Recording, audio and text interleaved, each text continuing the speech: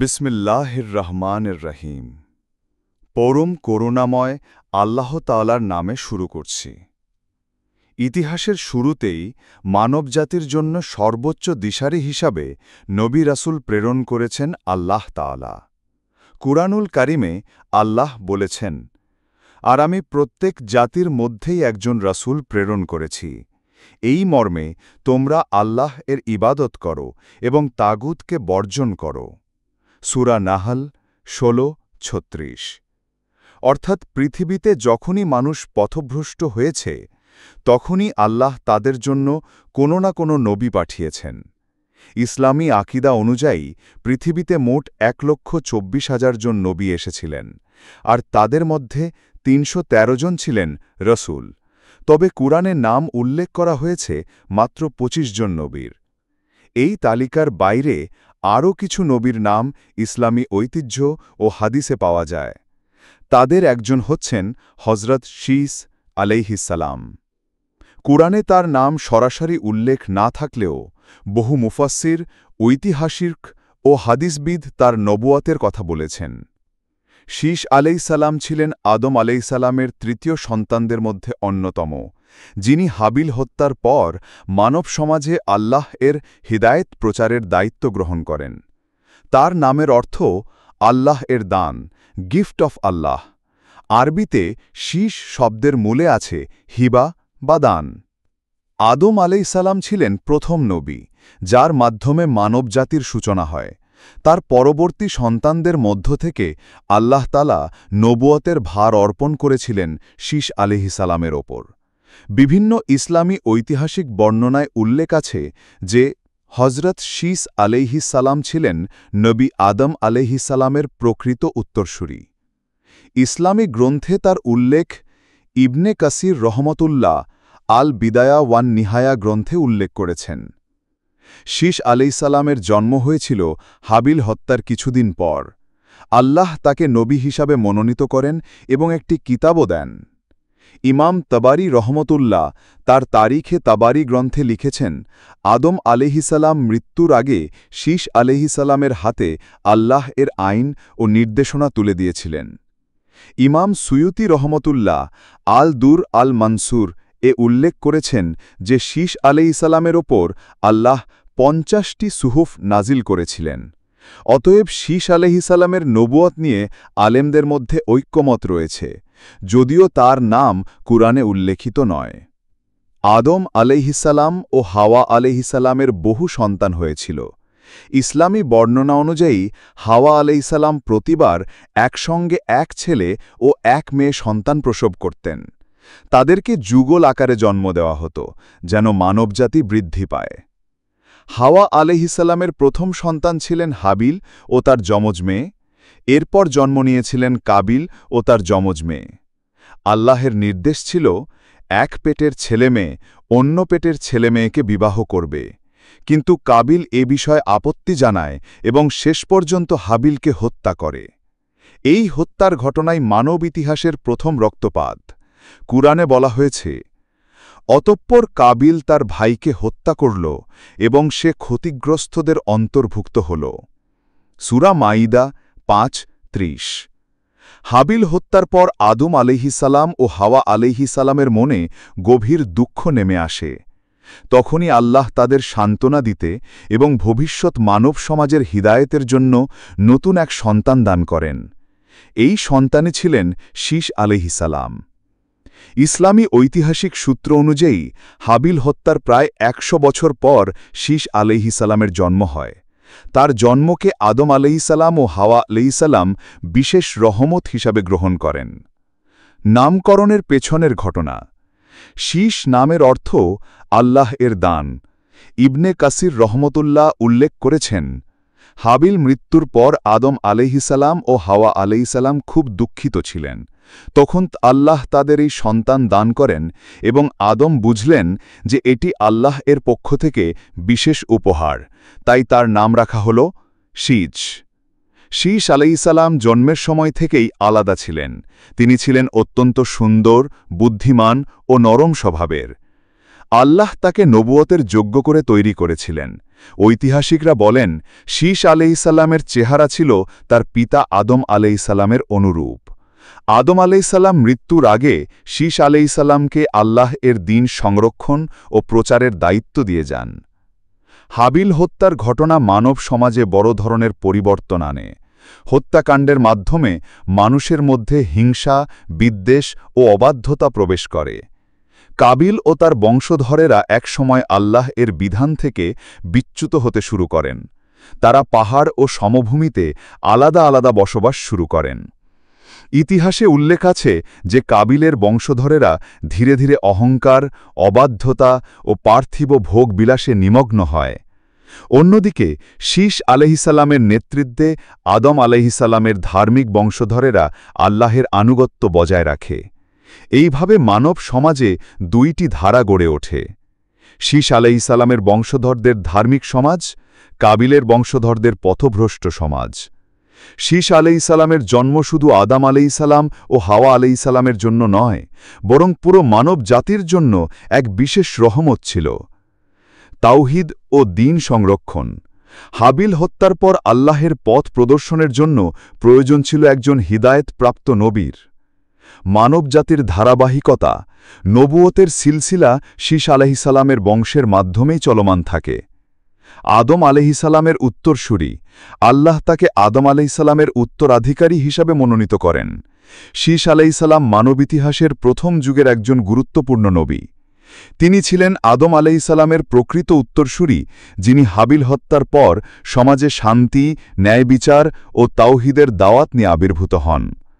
তার জন্ম ছিল আল্লাহ এর পক্ষ থেকে এক বিশেষ অনুগ্রহ, যা মানবজাতিকে নতুনভাবে আশা ও হিদায়েতের পথে ফিরিয়ে আনে। আদম আলাইহি এর মৃত্যুর পূর্বেই আল্লাহ তাআলা নবুয়াতের দায়িত্ব শীস আলাইহি এর উপর অর্পণ করেছিলেন। ইসলামী ঐতিহাসিক বর্ণনা অনুযায়ী আদম আলাইহি মৃত্যুর সময় শীস আলাইহিকে বিশেষভাবে উপদেশ দেন আল্লাহর একত্ববাদ রক্ষা করতে, মানব সমাজকে ন্যায় ও সত্যের পথে পরিচালিত করতে, কাবিলের বংশধরদের ফিতনা ও পথভ্রষ্টতা থেকে বাঁচাতে। শীস আলাইহি এর নবুয়ত প্রাপ্তির মাধ্যমে প্রমাণিত হল যে আল্লাহর দিন কোনো অবস্থাতেই বিলুপ্ত হয় না। একজন নবী চলে গেলে আরেকজন নবী তার স্থলাভিষিক্ত হন। নবুয়ত প্রাপ্তির বয়স। ইবনে কাসির রহমা এর বর্ণনা অনুযায়ী শীস আলাইহি তখন তরুণ বয়সে ছিলেন। তিনি অসাধারণ বুদ্ধিমান, ধার্মিক ও আল্লাহ ভীরু হওয়ায় আল্লাহ তাকে এ দায়িত্ব দেন। হজরত শীস আলাইহি এর জীবনের একটি বড় বৈশিষ্ট্য হল তার উপর আল্লাহ তাআলা সুহুফ, ছোট ছোট গ্রন্থ বা পুস্তিকা নাজিল করেছিলেন। কতগুলো সুহুফ? বিভিন্ন হাদিস ও ঐতিহাসিক সূত্রে জানা যায় আল্লাহ শীস আলাইহি এর উপর 50টি সুহুফ নাজিল করেছিলেন। ইমাম সুয়ুতি রহমা আল দুর আল মানসুরে উল্লেখ করেছেন যে সুহুফের মাধ্যমে আল্লাহ মানুষকে জীবনের নিয়ম নীতি শিখিয়েছিলেন। হাদিস শরীফে রাসূলুল্লাহ সাল্লাল্লাহু আলাইহি ওয়াসাল্লাম বলেন, আল্লাহ শীসের উপর 50টি সুহুফ অবতীর্ণ করেছিলেন। ইমাম ইবন হিব্বান বর্ণিত। সুহুফের বিষয়বস্তু, যদিও এর পূর্ণ কপি আমাদের কাছে নেই, তবে আলেমরা অনুমান করেছেন যে এগুলোতে ছিল তাওহীদের দাওয়াত, ইবাদত বন্দেগীর নিয়ম, নৈতিকতার শিক্ষা, হারাম ও হালালের বর্ণনা, সমাজে ন্যায় বিচার প্রতিষ্ঠার নির্দেশনা। এগুলোই ছিল মানবজাতির জন্য আল্লাহর প্রথম লিখিত শরিয়াতের অংশ, যা পরবর্তীতে অন্যান্য নবীর কিতাবের ভূমিকা হিসাবে কাজ করে। শীস আলাইহি এর প্রধান দায়িত্ব ছিল মানুষকে সঠিক পথে ডেকে আনা। তার সময়ের মানুষরা দুই ভাগে বিভক্ত হয়ে পড়েছিল: শীস আলাইহি এর অনুসারী, যারা তাওহীদে বিশ্বাসী এবং সৎকর্মশীল; কাবিলের বংশধররা, যারা আল্লাহর বিধান অমান্য করত, ভোগবিলাসে নিমগ্ন ছিল এবং ধীরে ধীরে শিরকে লিপ্ত হয়েছিল। দাওয়াতের মূল বিষয় আল্লাহর একত্ববাদে বিশ্বাস স্থাপন করা, মিথ্যা দেবদেবী পূজা থেকে বিরত থাকা, হত্যা, জুলুম ও অবিচার থেকে বিরত থাকা, পরস্পরের প্রতি ন্যায় বিচার প্রতিষ্ঠা করা। শীস আলাইহি এর দাওয়াতের পদ্ধতি ছিল, তিনি সাধারণ মানুষের সঙ্গে মেলামেশা করতেন, মানুষকে আল্লাহর ভয় মনে করিয়ে দিতেন, তাদেরকে পারলৌকিক জবাবদিহিতার বিষয় সচেতন করতেন। শীস আলাইহি এর যুগে মানব সমাজ ধীরে ধীরে পরিবর্তনের পথে যাচ্ছিল। কাবিলের বংশধররা পাহাড়ের নিচে সমভূমিতে বসবাস করতে শুরু করেছিল। সেখানে তারা নিজেদের ইচ্ছামতো জীবন যাপন করত।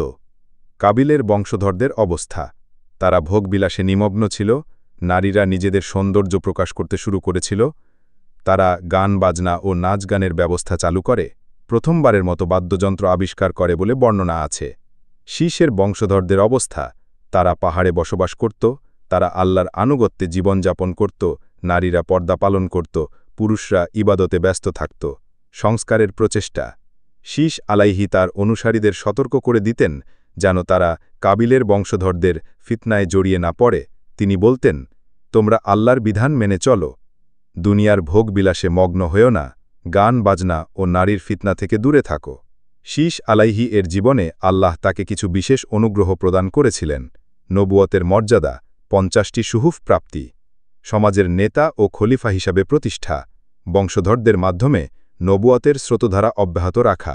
তিনি ছিলেন প্রথম নবী যিনি কিতাব প্রাপ্ত হলেন। এর মাধ্যমে তিনি মানব সমাজকে একটি লিখিত আইন শিক্ষা দিলেন। শীষ আলাইহি এর দাওয়াতের প্রধান চ্যালেঞ্জ ছিল কাবিলের বংশধরদের ফিতনা। তারা মানুষকে ভোগ বিলাসে আকৃষ্ট করত, তারা ধর্মীয় নিয়মকে উপহাস করত, তারা ক্রমশ শিরকে লিপ্ত হয়। শীষ আলাইহি ধৈর্য ধরে তাদের মোকাবিলা করতেন, তবে কাবিলের বংশধরদের অধিকাংশই তার দাওয়াত গ্রহণ করেনি। হজরত শীষ আলাইসাল্লামের জীবনী শুধু ইতিহাসের একটি অধ্যায় নয়, বরং মানবজাতির জন্য শিক্ষা, হেদায়ত ও আল্লাহর প্রতি আনুগত্যের এক অনন্য উদাহরণ। তার জীবনের প্রতিটি অংশে এমন শিক্ষা রয়েছে যা মুসলমানদের জন্য কিয়ামত পর্যন্ত দিক নির্দেশনা। ১. আল্লাহর প্রতি পূর্ণ আনুগত্য। শীষ আলাইহিসসালাম জন্ম থেকেই আল্লাহর দান হিসেবে পরিচিত। তিনি নবুয়ত পাওয়ার পর জীবনের প্রতিটি ক্ষেত্রে আল্লাহর আনুগত্যকে অগ্রাধিকার দেন। মুসলমানদের জন্য শিক্ষা হল জীবনের প্রতিটি ক্ষেত্রে আল্লাহর বিধান মানতে হবে। ২. সত্যকে ধারণ করা। হাবিল ও কাবিলের ঘটনার পর মানবজাতির সামনে স্পষ্ট হয়ে যায় সত্য ও মিথ্যার মধ্যে সবসময় সংঘাত থাকবে। শীষ আলাইহিসসালাম সত্যকে আঁকড়ে ধরেন। শিক্ষা হল যতই প্রলোভন আসুক, সত্যের পথে অটল থাকতে হবে। ৩. পারিবারিক দায়িত্ব। আদম আলাইহিসসালাম মৃত্যুর আগে শীষ আলাইহিসসালামকে দায়িত্ব দেন তার বংশধরদের সঠিক পথে রাখার। শীষ আলাইহিসসালাম সেই দায়িত্ব পালন করেছেন। শিক্ষা হল সন্তানদের নৈতিক, আধ্যাত্মিক ও ঈমানী শিক্ষায় গড়ে তোলা পিতামাতার অন্যতম দায়িত্ব। শীষ আলাইহিসসালামের পুরো দাওয়াত ঘিরেই ছিল তাওহীদ, এক আল্লাহর ইবাদত ও শিরক থেকে বিরত থাকা।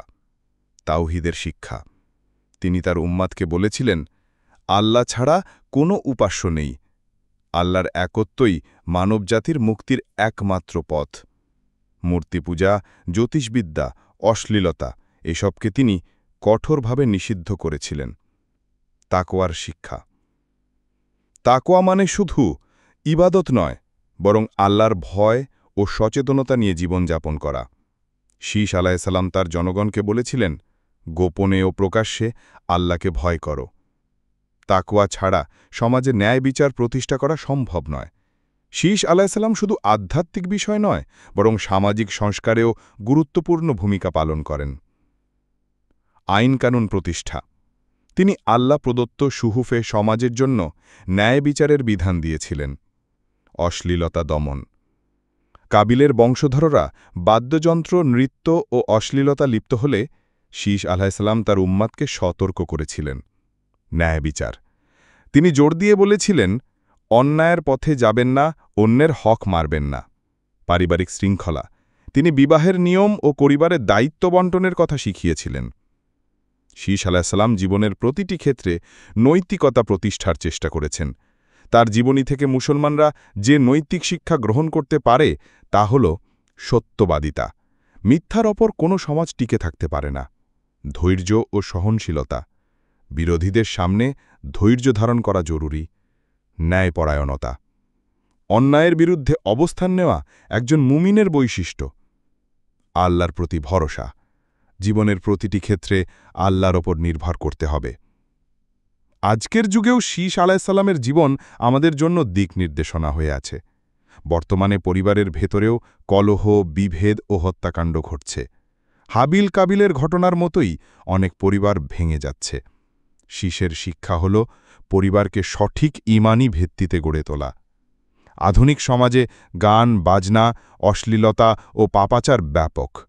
শীশ আলাইহিসসালাম তার যুগেও এই ফিতনার বিরুদ্ধে লড়াই করেছিলেন। শিক্ষা হল সামাজিক সংস্কৃতিকে ইসলামের আলোকে সাজাতে হবে। আজকের বিশ্বে নানা ধরনের শিরক, কুসংস্কার ও ভ্রান্ত মতবাদ ছড়িয়ে পড়েছে।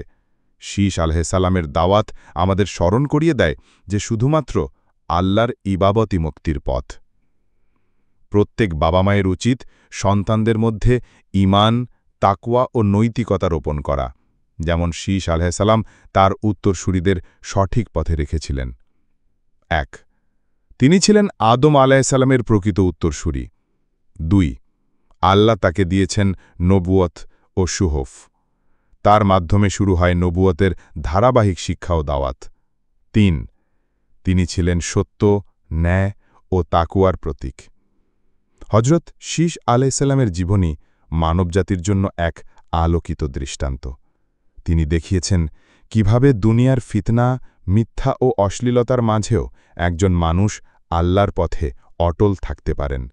তিনি প্রমাণ করেছেন যে সন্তানদের সঠিক পথে রাখাই একজন নবীর বা অভিভাবকের সবচেয়ে বড় দায়িত্ব। তিনি ইতিহাসে রেখে গেছেন তাওহীদের এক অমর দাওয়াত, যা আজও সমানভাবে প্রাসঙ্গিক। তাই হজরত শীশ আলাইহিসসালামের জীবনী আমাদের শিক্ষা দেয় আল্লাহর একত্বে বিশ্বাস রাখা, তাকওয়া ও নৈতিকতার সাথে জীবনযাপন করা, পরিবার ও সমাজে ন্যায়বিচার প্রতিষ্ঠা করা এবং দুনিয়ার অস্থায়ী জীবনের পরিবর্তে আখেরাতের জন্য প্রস্তুতি নেওয়া। প্রিয় দর্শক, আপনার কাছে এই বার্তাটি যদি মূল্যবান মনে হয় তাহলে অনুগ্রহ করে চ্যানেলটি সাবস্ক্রাইব করুন এবং বেল আইকনে ক্লিক করে নোটিফিকেশন চালু করে রাখুন। আপনার সহযোগিতার জন্য অসংখ্য ধন্যবাদ।